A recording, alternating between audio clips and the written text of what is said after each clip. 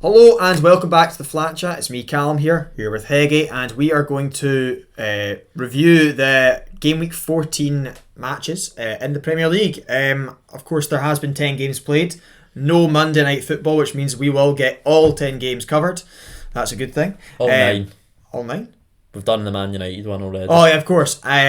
We've done our Man United against West Ham review, the 1-0 to Man United, and we did put that up yesterday on our channel. It was a full match review just with that game, going into depth with that, talking about the best players, things like that.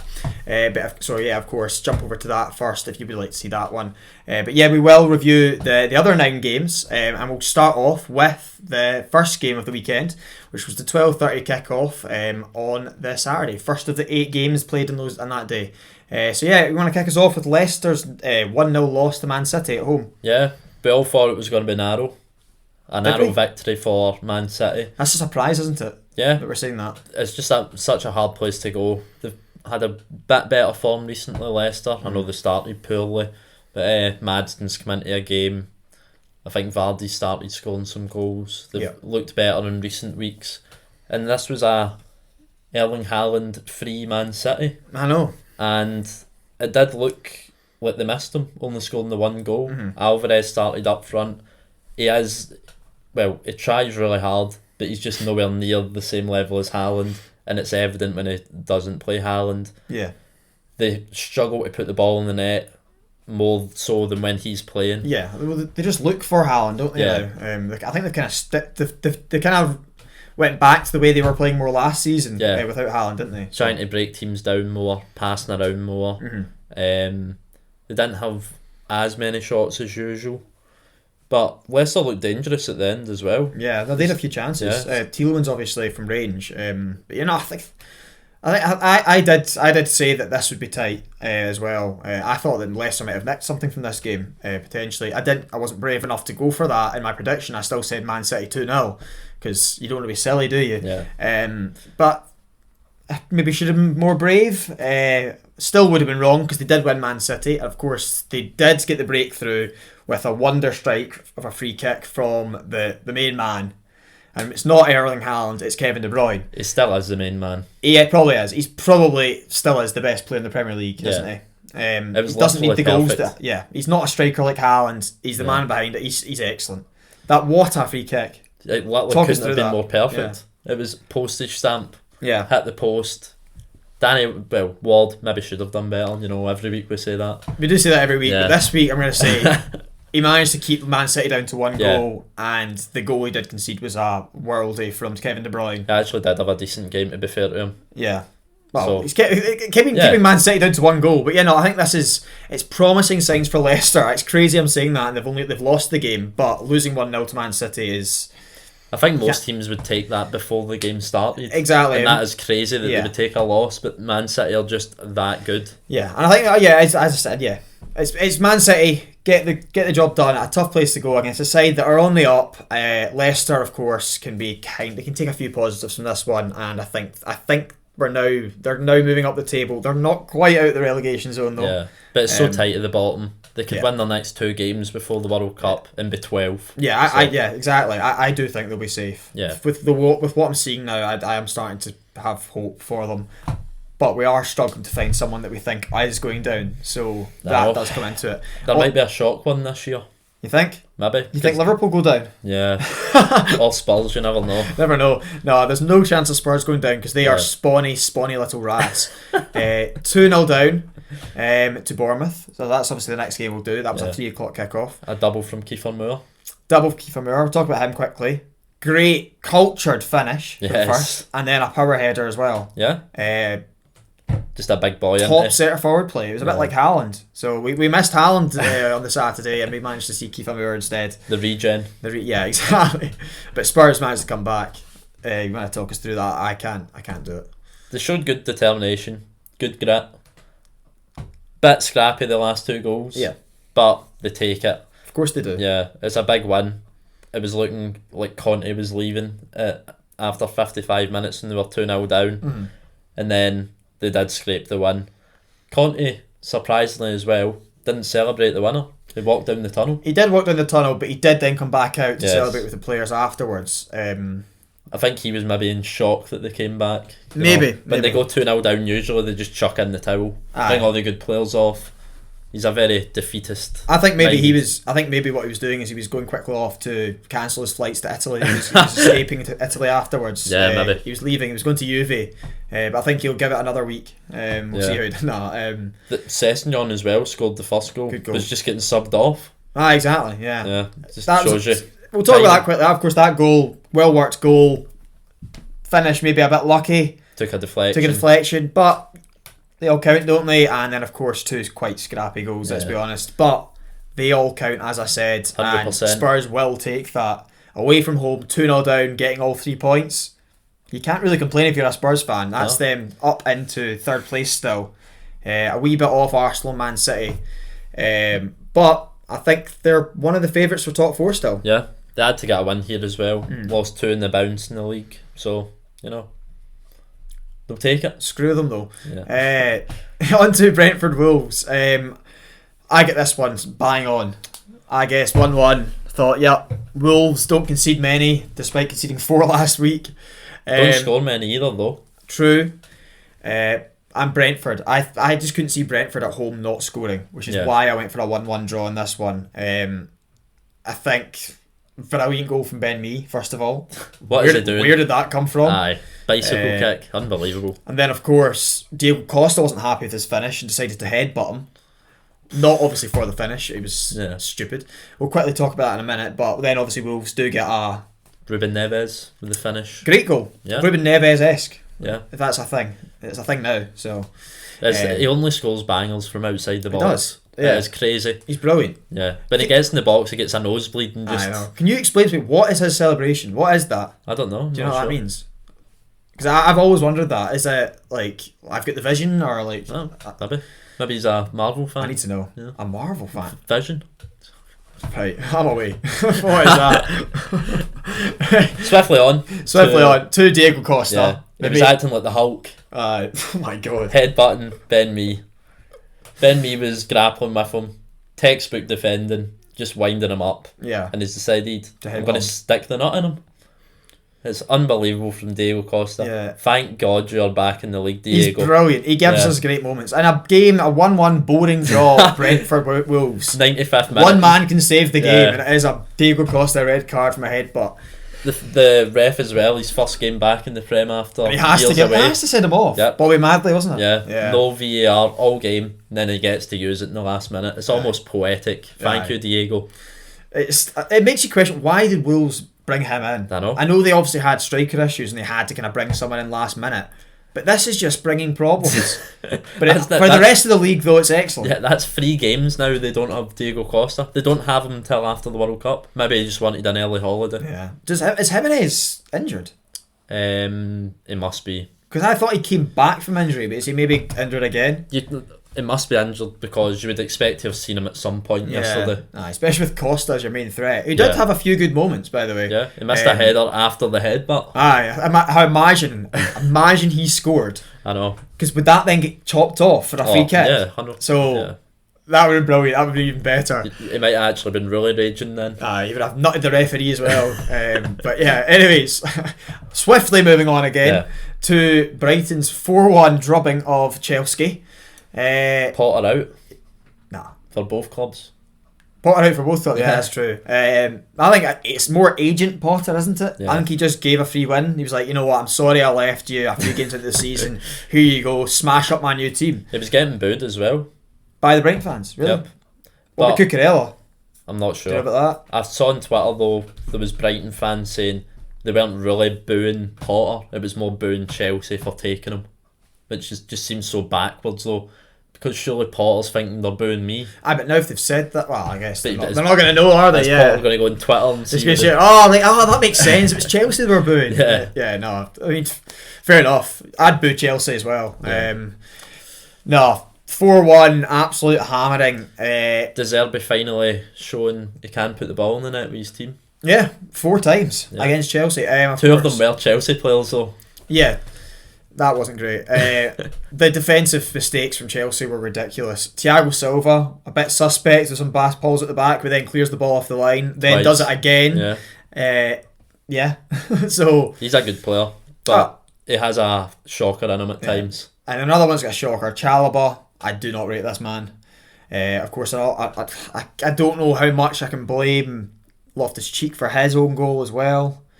He's just swung a leg at it, hasn't he? And I don't quite understand why.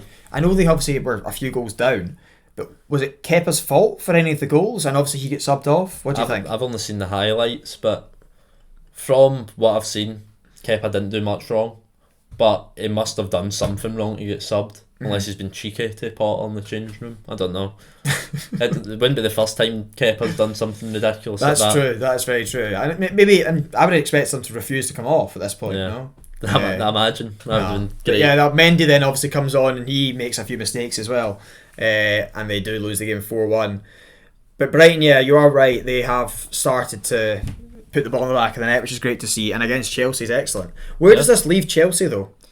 Well, the last 6, they've had a few defeats now, a few draws under Potter.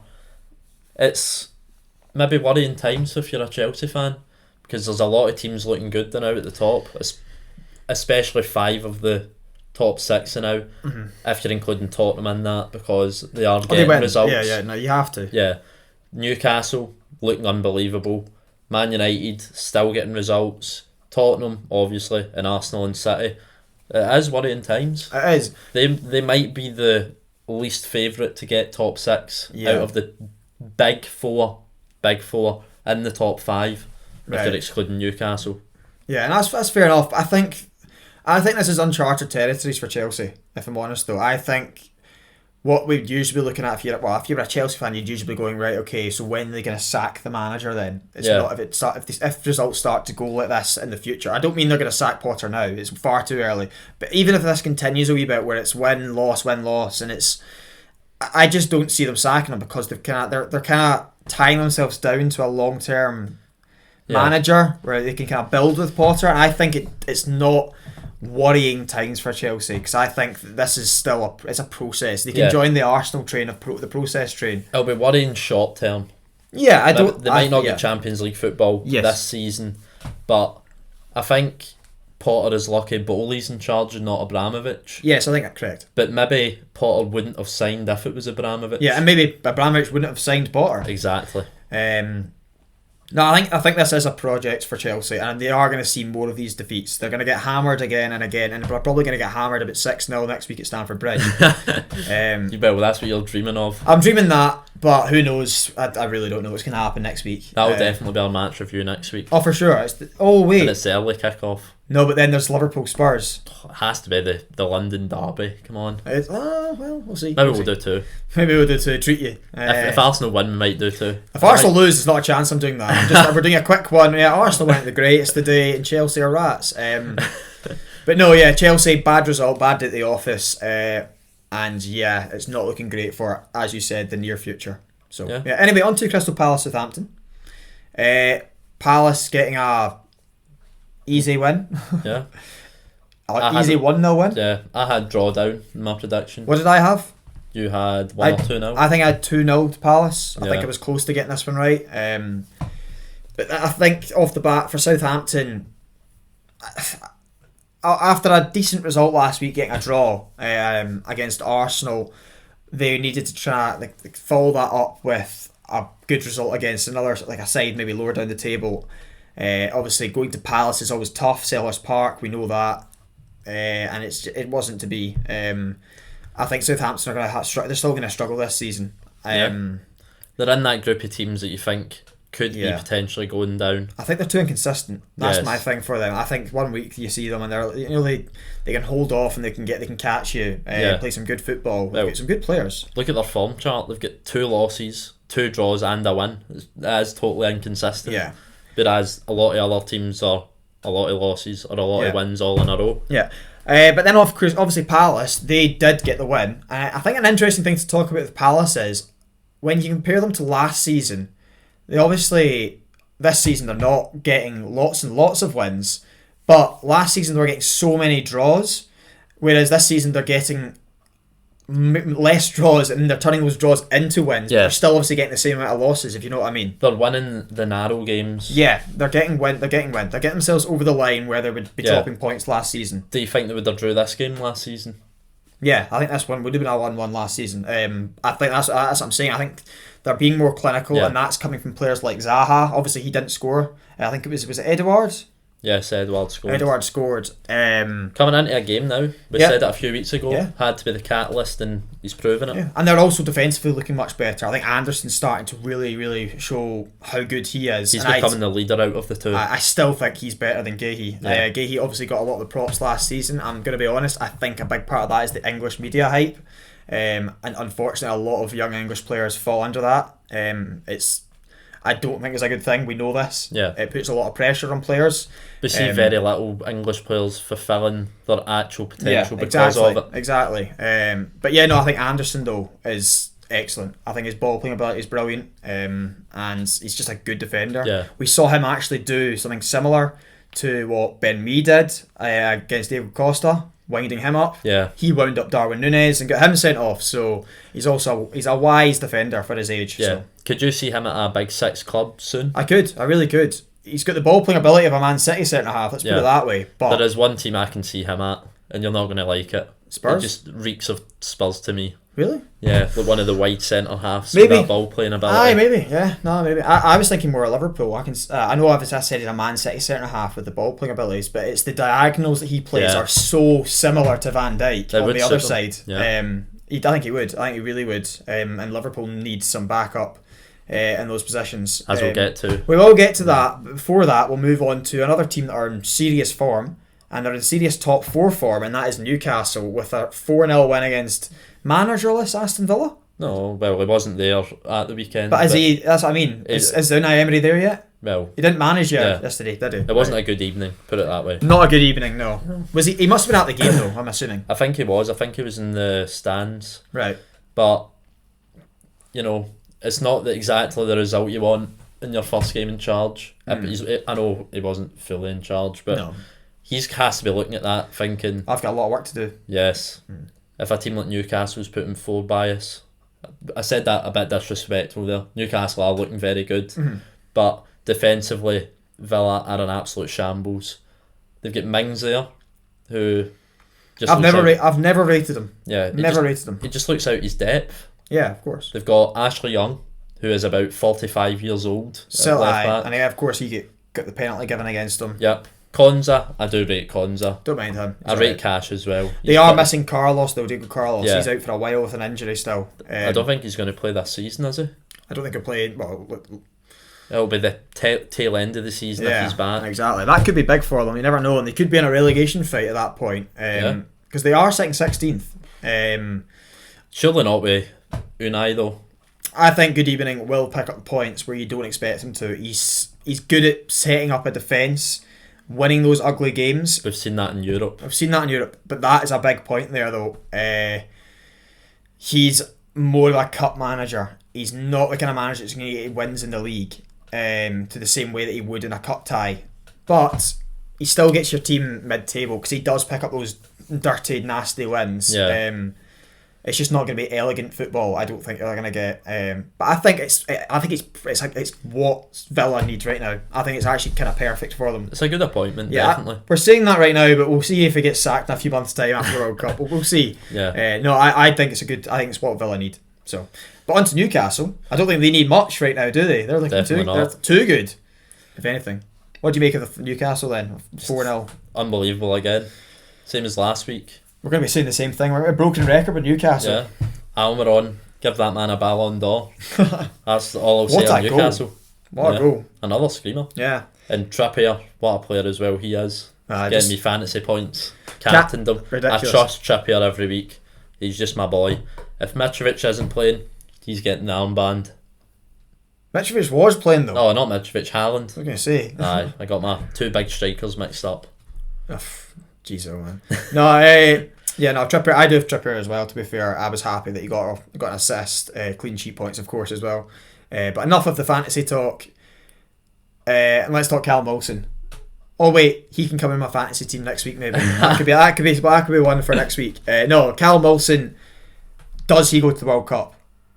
Do England consider getting him in? Injuries don't seem to be a problem right now. So Well, if they're taking 3, you would assume Kane would be one, since he is the captain. And then it's a 2-way shootout between 3 players. Tony, Abraham and Wilson, in my opinion. And Abraham's been a bit off the boil recently. Yep. I think he goes.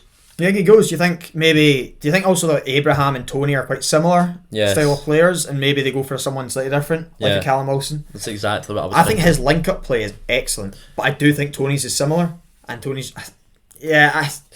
I think there's a good chance he goes, but he's not really been favoured in the past. But yeah, I did mention earlier, a big part of that's probably down to the injuries. If you want to see us do our England squad, let us know in the comments. Yeah. It's the England squad we hope doesn't go, but if we're being England fans, that's what we would go. Yeah. Because we're obviously Scottish and we'd like them to take Tyrone Mings and the likes of Harry Maguire. We will be unbiased, we promise. Yeah, no, we actually would go for, if we were English, this is what we would want to see, but we hope they don't take this. So, yeah, of course, that's how it's going to be. Like, I'm sorry, we're not going to actually try and give you, biased views. Come on now. Bellingham's been left in the bench. not even left in the bench, left in Germany. Aye. Well, fair. Fair, very fair. But anyway, on to an absolute snooze fest. And of course, Everton didn't score this week, and you didn't predict that. Fulham obviously drew 0-0 with Everton. So. It's a shambles. Every week I do it. In the 1 week I predict them to score more than 1 goal, score none. Jacob, your club is full of rats, mate. They are rats, and there is one particular rat that we're going to talk about, and that's Jordan Pickford, the England goalie. Yeah. He's great. He is a very good goalkeeper, I've got to be honest. He's excellent. I don't think Ramsdale's got much chance here. No. In getting in as the number 1. Surely that's what you want, though. Less chance of getting injured. Yeah, true. But yeah, no, I just think that he's obviously put under a lot more pressure than a Ramsdale, for example, because he's facing a lot more shots. But he's keeping clean sheets. Yeah. Like, some of the shot saves he made, I think there was one from Willian, excellent. Tipping things around the post as well. I think he's just a really good goalkeeper. And he's a leader. Yeah, he's a leader as well. And he's saving this team points several times. Last season, at the end of last season, and this season now. Mitrovic had something crazy, like 10 shots and didn't score. Yeah. Yeah, a lot of them were over the bar, so it's nothing Pickford can do. But maybe that's because he knows Pickford's in the goal and he has to hit the corners. Yeah. He has to absolutely blast it or he's not scoring. So I don't think you can take that away from Pickford. I think that's, spot on. I think that's a good point for Everton though. Yeah. Because Fulham are very high in the table. Where are they right now? Must be top half. 7th. Wow. Yeah. They're on 19 points, Everton on 14. Good result for Everton away from home. Good result, and Fulham won't be too annoyed. Obviously, they didn't score from the several chances they had, but they are doing so well this season, and players they've brought in are starting to perform. Especially Willian now. And Willian, of course, was man of the match, was he not? Yeah, he was. Wow. They're punching well above their weight now. Definitely, and it's coming from that. It's the style of play that Silva's playing with them. Of course, pressing high up the pitch with Silva. Who else is it? Polina. Deep in midfield. Yeah. And then they've got Pereira as well that just plays in front of them. Yeah, is that what I said? You said Polina? No, I said Pereira and then Polina behind. Oh, did you? Yeah. I thought you said Silva. Silva's the manager. Oh, right. That's so many Portuguese names there. Too much for us to handle. Me there. Silva, who else is there? Oh. Cordova Reid, he's kind of Portuguese, isn't he? No, yeah, you can see the cogs turning there for us. Yeah. But no, they'll take that, Fulham. I guess Everton definitely will take that though because they were under the cosh. But yeah, on to probably the most controversial result of the weekend. I know Chelsea lost 4-1, but at least they were away from home. Yeah, Liverpool top team as in top half team. Yeah, whereas Liverpool lost 2-1 to a struggling Leeds side at Anfield. Yes. Talk me through this, Heggie. We watched this last night and we enjoyed it. Yeah, very good game. Leeds, as always, pressing from the front, put Liverpool under some serious pressure, and it showed in the first half with the first goal. It was a mistake for Joe Gomez, put under a bit of pressure out in the wing, and then Alisson slipped, Rodrigo slipped one home. Should Van Dijk have done better in your opinion? Well, when you look at it, Joe Gomez, first of all, he's done well to deal with the counter-attack, got the ball back, and then he's not looking So Van Dijk's turned away to then move them up the field because he thinks that's what he's going to do, and he kind of just passes back to the keeper. Alisson then slips. That's unfortunate, but it's terrible from Gomez. Van Dijk, maybe he's not as alert. Maybe you can say that, and he needs to be aware. But I think he's just not expecting that. Yeah. And maybe you can mark him down for that a wee bit, but I would not be blaming him. I wouldn't be going, that's Van Dijk's fault. That's Gomez's fault. Yeah. What would be your order of blame then? Gomez, Alisson, Van Alisson Dijk for slipping, and then Van Dijk. Yeah. But I mean, it's Gomez, and then the other two are way down the list. Yeah. Like it's not a big issue for those two. I think that's not where Van Dijk falls down in this game. There was other moments for him. It was more good from Rodrigo. It was good. Alert. Yeah. It was anticipating the slip, which is what all good strikers have to do. And I think, to be honest though, from Rodrigo's point of view, that was probably his only real highlight of the game. He wasn't great other than that, and he did have to come off. It had a few dodgy passes in the build-up of play. Oh, I'd agree. Yeah. But then Bamford come on, he wasn't any better. He wasn't great. There was a moment where the ball got played into him, and he was genuinely one-on-one with the keeper, and he goes with his left foot instead of his right, and he would have genuinely just scored. I don't know what he's doing, and he's just let the ball. He's miscontrolled it, and it's not great for him. But that's probably all the negativity we're going to give towards Leeds, because they were excellent. They were pressing hard against a side, maybe Liverpool, who are struggling a wee bit at the moment. But they were absolutely excellent. Of course, it then led at the end of the game, they got the winner through Somerville, and I think I don't know how to say his name, but it's the young boy that came on. He was out in the left wing and he actually created the goal. I think it starts with a G, Noto or something like that. I'm not sure. You'll have to check, because it's a bit rude of us not knowing his name. Teams. Oh, here we go.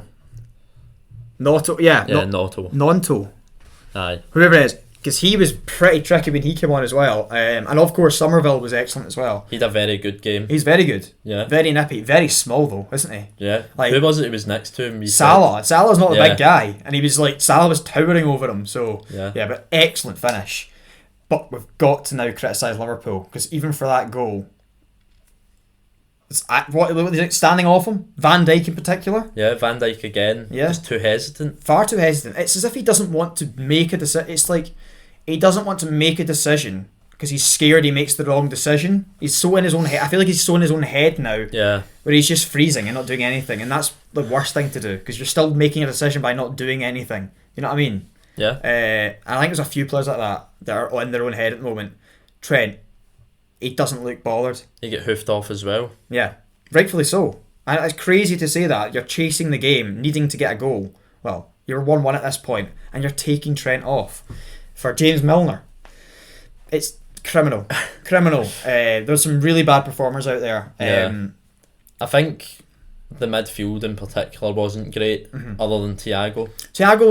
He looks alright. He looks alright. Yeah, when you watch him, do you not feel like he's like, I heard people say he's like silk. Yeah. He's so good in the ball, and he's good in a tackle as well, but the players he's playing around. Tell me about Fabinho right now. What has happened to Fabinho? I know. He was genuinely the best centre defensive mid in the world 2 seasons ago. And it's just such a fall from grace. Even 6 months ago, he was still, it was before his decline, you were saying he's one of the key players in their team. Yeah. Terrible. Klopp was losing it in the sideline at him for a few things. It wasn't running. Yeah. It kept giving the ball away. It is just criminal. Yeah. And then up front, it just didn't work this week.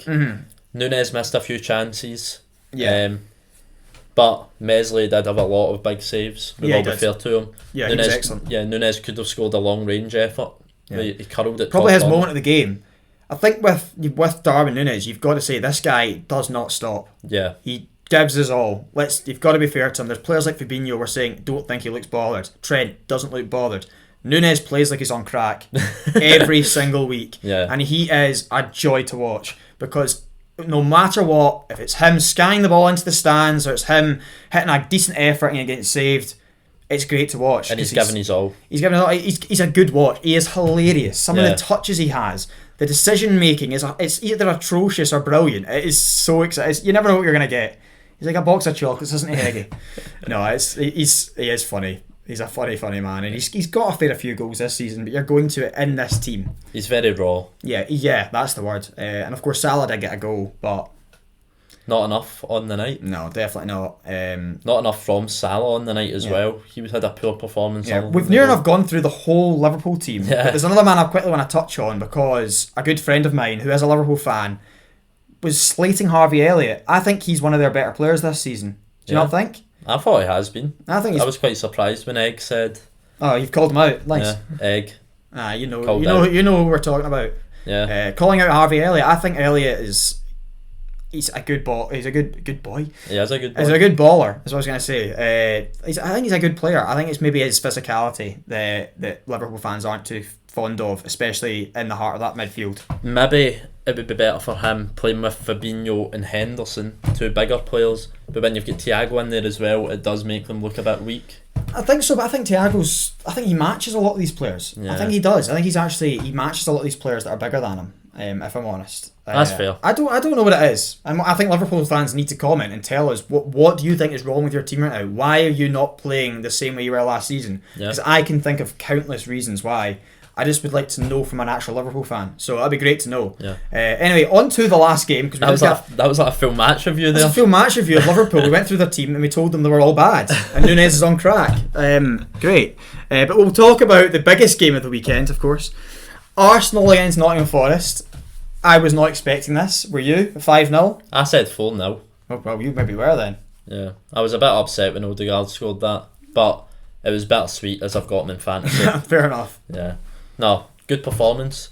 End of the first half though, it looked like the past 2 weeks where it slowed down a lot. Big drop off. Yep, but the complete difference was this week you came out from the start of the second half and you just killed the game. On the front foot. I think it was an 8-minute spell, I think they said, where Arsenal banged in 3 goals. Went 4-0 up. But we'll start quick with the first half. Obviously, you touched on how Arsenal did start well, but then fell off a bit. Passes weren't. They didn't look enthusiastic. Wasn't a lot of movement up front. No enthusiasm. Moving the ball too slowly. Maybe a big part of that could have been Saka coming off injured. But we touched on it when we were watching it. Jesus was coming too deep. Yeah. And Xhaka and Odegaard were going too high. Yeah. And there was no space, and there was too much space in the middle. It was defence, attack, no in between. Yeah. And it was like, well, they're not playing deep enough for us to be playing to be playing balls over the top. Yeah. So what's the game plan here? And it just didn't look like it was working. It started to slow down, and I was getting a bit worried. I'm going to be honest. At this point, I'm like, not again. Did you think a draw was coming? Perhaps, but again, I was thinking. They don't really have much threat here. Forest. There was one chance in the whole game that I remember them having, and it was a Gabriel mistake. What was he doing? First of all, terrible passing to Lingard. That'd been horrible if he scored. I love Lingard. Again. I think Lingard's a great guy. Yeah. But that dancing at the Emirates is unforgivable. Do you think he would have danced? I think so. And you gotta applaud that at that point. That's the pettiness we need. Yeah. But initially it was horrible to watch him dance at the Emirates. But yeah, no. And I thought, maybe they don't look like they're going to score, but I didn't think Southampton would last week, and they did. But yeah, you're right. Arsenal came out, brilliant second half, great goal from Reece Nelson, and then again. I know. And then another assist. And then an assist. All in 8 minutes. We were not expecting that, were we? The Reece Nelson show for 8 minutes. I know. He had a great game though. Yeah, it was good. I think there was not many things he did wrong. We criticised him at half time for maybe being a bit too safe. Too narrow as well. You could tell it was his first game in a long time for Arsenal. Yeah, he didn't know what to do. Yeah, and he didn't want to do anything wrong as well at the same time. He was just making the safe option. But he's clearly had a word with himself at half time. I think Arteta's had a word with him and told him, you need to be wider, you need to be more direct when you can. And he did that. Good management. Good management. And then, of course, you touched on the pass that he did make, an assist. It was a good Arsenal move. Finished off again by Partey. Same goal as the Spurs one. What a goal. Yeah. Rocket. That one was better today. I think so. It was more top bins. You thought, aye, probably. Probably against a better keeper, to be fair, so he had to. Yeah. Lurie's a stinker. So, but yeah. And then obviously Arsenal made it 5-0, as you said again. Good stuff for Arsenal. Very happy. Very happy. But there's one problem. I was waiting for it to happen, but Gabriel Jesus didn't score again. He needs a goal. Everything he's doing, other than putting the ball in the back of the net, is excellent. But we need our striker to score. At 5-0, it was like watching a team trying to do objectives in FIFA, trying to get one player to score. Yeah, it's like, please just score. And you just can tell the decisions he's making. It's like Darwin Núñez. Yeah. So it's like he's making the wrong decisions at the wrong times. But he did get 2 assists, so there you go. As we said last week, his Lund Cup play is unmatched. Yeah. He just needs to work on his finishing, potentially. Yeah, true. So where do you see this? Where do you see it going for Arsenal and for Forest? We'll talk about Forest quickly. Obviously, they're still in the relegation zone, I'm sure. A game again, not expected to win. Yeah. They just have to not let it beat them up too much. Yeah. Arsenal, massive game next week. If they can get a win in that, and then is it Wolves you play in your last game? Before the World Cup, Yeah. If you can beat Chelsea, beat Wolves, or even get 4 points in the last 2, with one of them being from Chelsea, I think Arsenal would have to be unbelievably happy with their start to the season. Yeah. For the first half at the halfway point this season. Aye. It's mental we're saying that, isn't it? No, it's crazy. We're ahead of Man City, and we're something like where are Spurs right now? If you just look at the league quickly. Oh, they're down in third. No. I just want to say how many points off us are they? Right. 5. So they've played an extra game, and they're 5 points behind. And imagine they didn't win as well. Oh my goodness, it would have been great. And that's third. So, and Newcastle obviously are 2 points behind them in fourth. Again, played a game more. It's looking good for Arsenal. I know we're top of the table, but we're up against Man City here. So I think we're really going to be looking at making sure top 4 is priority and not getting caught up in a title race. Yeah, don't get too down if we start losing and dropping behind Man City, because it might happen at a point in the season. There's a good chance it does. And I think if we want to get top 4 though, maybe a good way of looking at it is going, do we have to just keep up there with Man City? Yeah. Because they're going to get top 4. So we're going to try and compete with Man City to make sure we get top 4. Maybe that's a better way to look at it actually. Yeah. So, yeah. If you do match City, I'm pretty sure you'll get top 4. Oh yeah, It'd for be unreal banter if you just matched City the whole way and you both missed out. How crazy would that be? It would be really crazy. I'm not having that. Nah, nonsense. But yeah, that is our review, of course, of the Game Week 14 Premier League games. Of course, if you liked it, leave us a like.